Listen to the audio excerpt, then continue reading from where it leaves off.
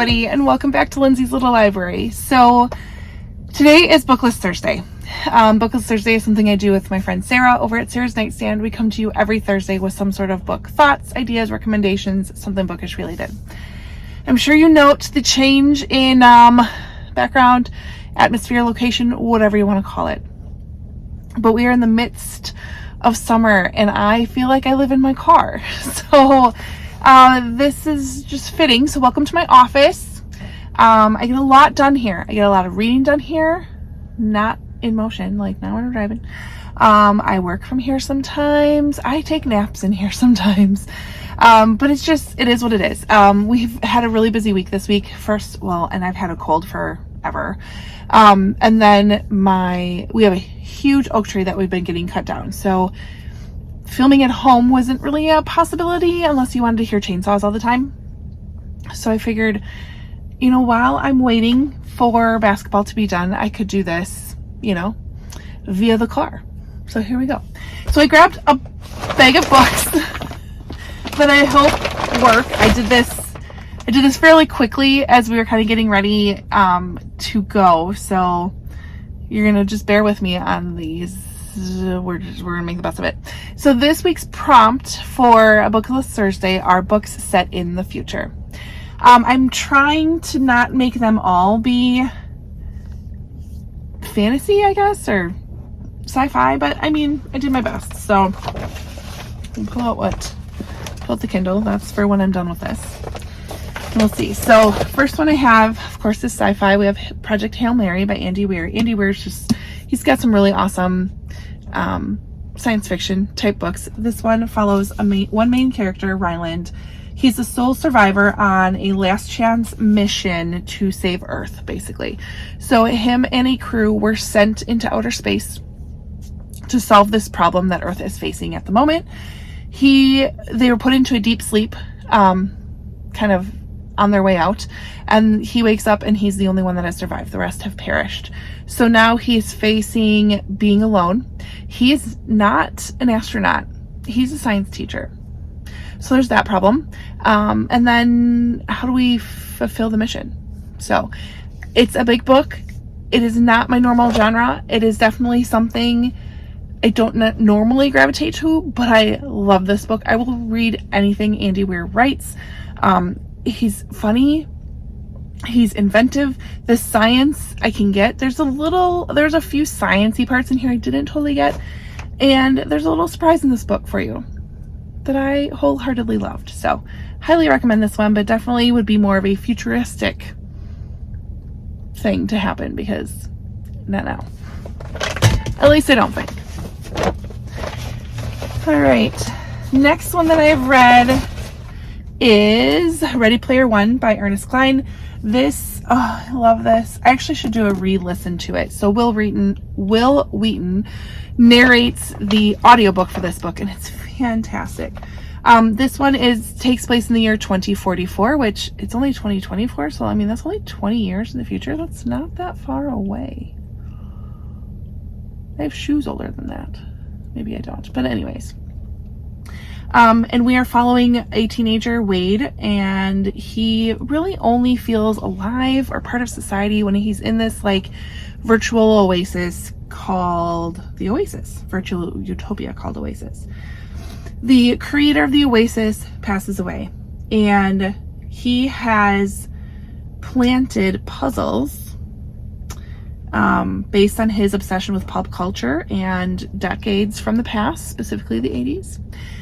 Within this oasis, and if you can solve the problem, you win his fortune. So it was really great. The audio is fantastic. Really enjoyed this book. I should do a reread for sure.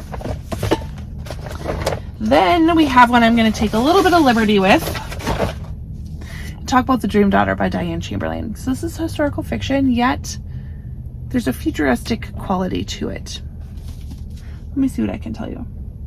There's a young woman widowed by the Vietnam War, and she receives news during the 70s that her unborn baby girl is facing some medical issues. There's a heart defect. And she's told there's nothing that can be done for her child, and her child is going to perish. But her brother-in-law, who's a physicist with a very mysterious past, They don't totally know a lot of, I mean, they love him and he's totally welcome in the family, but there's definitely some questions there. He tells her that perhaps there's a way to save her baby. And he suggests something that is completely out of left field and requires a leap of faith on Carly's part and a leap of belief, maybe a little bit, if you get my drift. So, love this book. Love Carly, love the events, love the whole thing. So good, so good. So if you're not really science fiction-y or fantasy-ish, and you love historical fiction, but you want a little dabble, there's your little dabble. So then I have a couple of books that I have not read yet. So one of them is Recursion. I thought of Blake Crouch, and I've read Dark Matter by Blake Crouch. I think that's it. And I did really enjoy it. But this one follows a New York City cop, Barry, is learning as he investigates the devastating phenomenon the media has dubbed false memory syndrome, a mysterious affliction that drives its victims mad with memories of a life they never lived. That's right.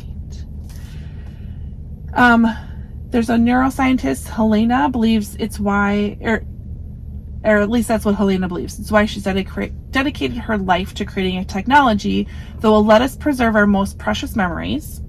If she succeeds, anyone will be able to re-experience the first things. You know, there's got to be a first thing that you would love to go back to and do again, right? As Barry searches through the truth, he comes face to face with an opponent more terrifying than any disease, a force that attacks not just our minds, but our very fabric of our past. And so you don't know which past is true, I believe. But again, futuristic, science-y type stuff. But Blake Crouch knows how to write a book. I'll tell you that. So that's on my to be read pile. Then when I was doing research for this book, or research for this a little bit, a book that kept popping up as being set in the future is Fahrenheit 451 by Ray Bradbury. This is an older book from, you guys probably know, 1950s.